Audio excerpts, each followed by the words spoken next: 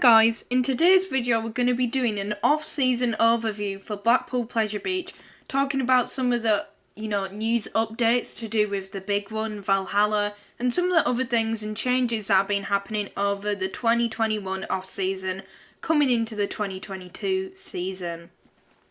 So, let's start off with the big one. Of course, the big one is again being retracked by Tazaka of Greater Manchester, which is the main sort of central hub where they're based. And of course, these guys have done all of the new retracks for the big one, including the one that goes sort of under the lift hill, coming up to Star Hill, and obviously the one that comes through where you get your photo taken for your ride picture. And of course, the new retrack is from Star Hill to the break run before the Helix. So they're basically starting from where they left off with the last retrack, which was for the 2021 season. And of course, I'm really glad that they're doing it in a sort of order. So I'm really hoping that obviously the break run doesn't really need any sort of, changes made to it. It's not rough or anything. The Helix after it, however, I really hope that's the next thing that gets retracked, because as of late I've actually been finding that it kind of hurts my neck a little bit, depending on where I'm sat, particularly in the middle. It really does put a lot of force onto your neck, and I do hope they maybe widen it out a little bit, still keeping the thrill of it, but obviously doing that a bit smoother. And there is no news about, any updates to the trains, any new painting or sort of train cladding, any changes to, the seat material. There's no real news of that. And they don't really need to. No one's complained about the seat safety or comfortability. I don't have any complaints about it either. Obviously the backs of the chairs, the seats, they can actually kind of hurt a bit after you've gone round the embanked turn near Noah's Ark, but I wouldn't say they necessarily need changing, because for the most part the seats are okay, and it really just depends on how you sit in.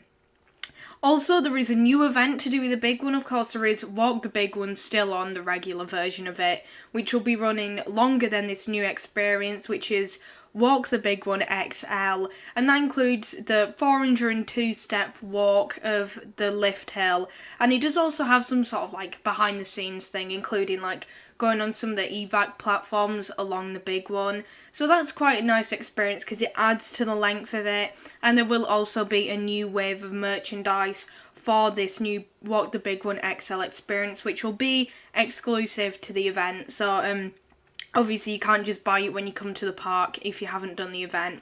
But I think this is a really great opportunity. Obviously keeping the normal one is obviously better as well, because, this is very limited. I believe there's only 3 dates and at 2 times, which is 5:30 and 7:30. And the first opportunity to go on this experience is already fully sold out.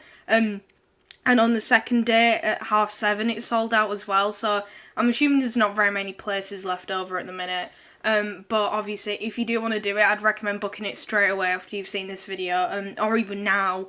But yeah, that's really it for the whole big one scenario. I am hoping they are going to get some new merch, but I'm not entirely sure about that, because they're already getting the Big One XL merchandise. But then again, while they're at that, they might as well, do some other merchandise for the big one too. Then, of course, we have Valhalla, which everyone's incredibly excited about. Obviously, it went into refurbishment at the end of the 2019 season for its 20th anniversary. Was meant to open either, back end of 2020 stroke start of 2021.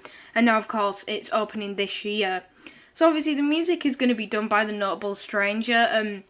On my stream, I did actually discuss the fact that a lot of people are not happy that it's getting a soundtrack remake, but I'm actually very happy about this, because Noble Stranger has done a lot of things for the Pleasure Beach, such as the Icon theme, the Big One theme, and he's also worked on the Hot Ice stuff. And the thing is, the Valhalla theme was, part of Hot Ice before it was part of the ride. And the thing is, I do think that with his ties with Hot Ice, he's going to maybe keep it in somewhere or adapt it slightly. Obviously, it would be a shame if it was just completely eradicated, because it is very iconic, and I would like to see it still in the station, but, obviously a more progressive soundtrack throughout the ride would maybe be more suitable. Then, of course, all the old set pieces from some different scenes have been removed, and also some animatronics too, and they've been sighted in the parking area outside the main entrance by Noah's Ark, and they might actually get sold, in my opinion. I feel like some of the old set pieces they might want to sell off as ride parts. They did that with the monorail cars, so, you know, when you might think, oh yeah, selling off like animatronics and, you know, full working set pieces and things, that seems quite extreme, but then again, they have sold a literal part of a ride that is like a full thing, not just like a wheel or a little piece of track, like a full train that was operating. So I do think that they might sell them off, because I know there would be definitely a demographic that would want to buy these and potentially repurpose them. But, you know, it's nice to see that they are removing the older things and bringing in updated things, though, because obviously there'd be no point of a refurbishment if everything was the same and, you know, they hadn't made any advancements. But I do hope there is more advanced animatronics in there as opposed to like having screens and things. But, you know, I that's a given for everything. Like, I would, in an ideal world, want every single piece of water to be real and every single like spark of fire to be real. But obviously, as we've seen with, you know, Valhalla before it got refurbished, that was actually the issue, that, you know, all the effects started to break. But obviously, water's going to be real. You can't really fake it. But with the fire, I think they might do some of the faux fire effects that they've done in the river caves. Also, the netting on the turntable section has been removed. This is most likely for repair. There's really not been any announcements on whether or not it's going or not. No one's really ever hinted at it either. But the thing is, if they were going to remove the turntable, it'd be a bit weird to keep that section there and not just seal it up as soon as possible and put boarding around it or something like that. They've literally just removed the netting. I don't think that means anything. The station is also complete, to my knowledge. It does have tiling on it. I've, you know, been on flying machines, I've seen it. It's all nicely tiled and new, and there is a new photo opportunity outside where you can put your head in a hole and you look like a Viking on the other side. So, of course, they are definitely trying to hype it up around the area too. There has also been no merchandise announcements on this, but it's inevitable that they will do something new, especially with this new Valhalla Flame logo. And, you know, I think they will definitely have some Flame merchandise as well. And also, it'd be a bit stupid if they had no fire in it, which they have announced it will have fire in it, if, you know, the logo actually has flames on it. But, obviously, there's also been no announcements on whether or not Loki's bar is coming back, because that has been closed for God knows how long. Every time you look in, it's just empty, dead, with a few tables and chairs out. But yeah, it's pretty much untouched, and no one knows what's going to happen to it, if they're removing it, or if, you know, they're going to do a massive rehaul to fit in with a new refurbishment. But it will not be opening on February 12th, which is the start of this year's season. It will be opening sometime near the summer, so look out for that. Probably May time, I would think. But yeah, I'm honestly not too sure. They haven't put a specific date on it. So in other news, with regards to some smaller changes that have been made this off-season, obviously usual maintenance has been happening as expected. You know, the removal of the Big Dipper Revolution and other coasters trains, you know, obviously people have seen, and credit to Pleasure Beach Experience for some of this knowledge. Some of the Big Dipper trains were, you know, obviously taken out on vans, and they're getting cleaned up and fixed up, and same with Revolution, and this happens just about every single year. Some of them might take a year off of having all this maintenance, and of course, stuff like the Infusion train, they're just about all in the station still. None of them have really been taken away, but then again, they're not the hardest to maintain, in all honesty, because, well, the coaster is, you know, Infusion. It's not exactly maintained at all, really. But I'm not too... Obviously, the pool at the bottom, the Blue Lagoon at the bottom of Infusion, has been drained. They're obviously cleaning all that out, which is something really nice to know, because obviously, I always wonder on the Pleasure Beach Express if it's clean water or not. Obviously, it is dyed blue, but I always wonder how it would be to swim in there, but it seems like they clean it out every single off-season and make sure all of the fountains are still working. Also, Walk the Woody will be returning. I believe this is its second year. I'm not too sure if there's been really any changes to it. I believe it's still the Big Dipper that you'll be walking.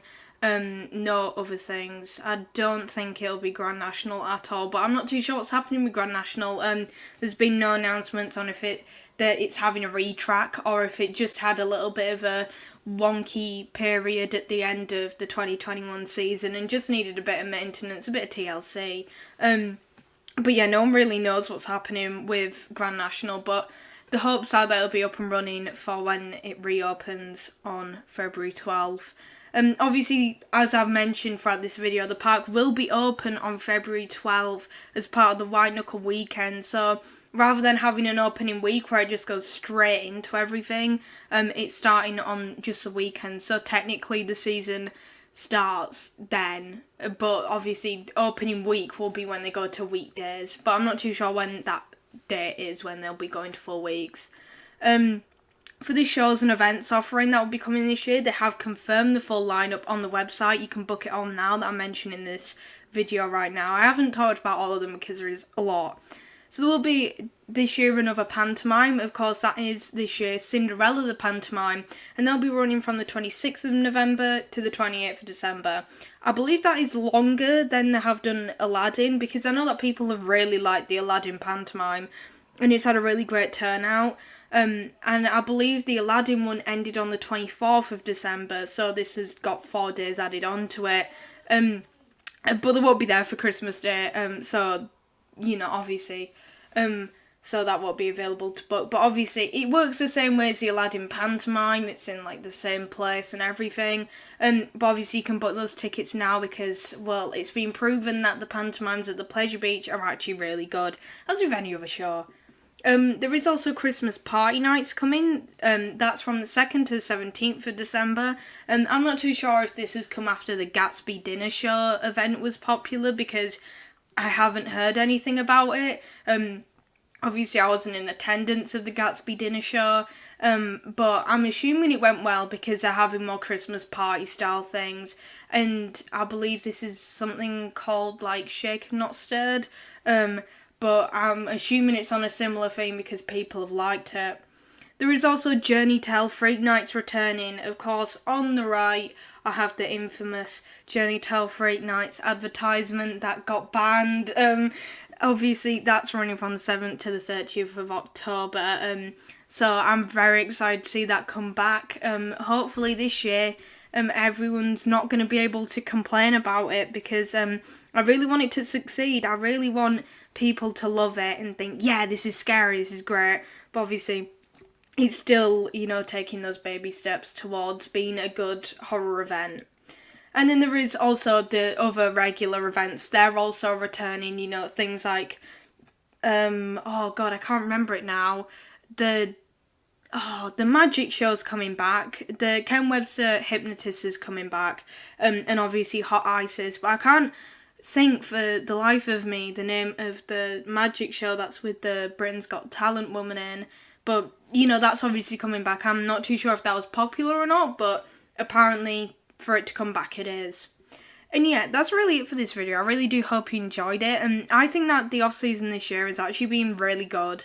Like, obviously, I wasn't expecting fully a Big One retrack, just purely because of the winter weekend scheme. I just thought, can they fit it in? But, you know, obviously, this is a Pleasure Beach. They can turn anything around, really. Obviously, there hasn't been very much with regards to Valhalla, but that still doesn't mean I'm, you know, not excited about it. I definitely am. And also, the maintenance on all the other coasters is always nice to see. It's always nice to be reminded of that. But yeah, that's really it for this video. Obviously, I do hope you've enjoyed it. Of course, if you did, make sure to like, comment and subscribe. And yeah, this is just talking. Bye-bye.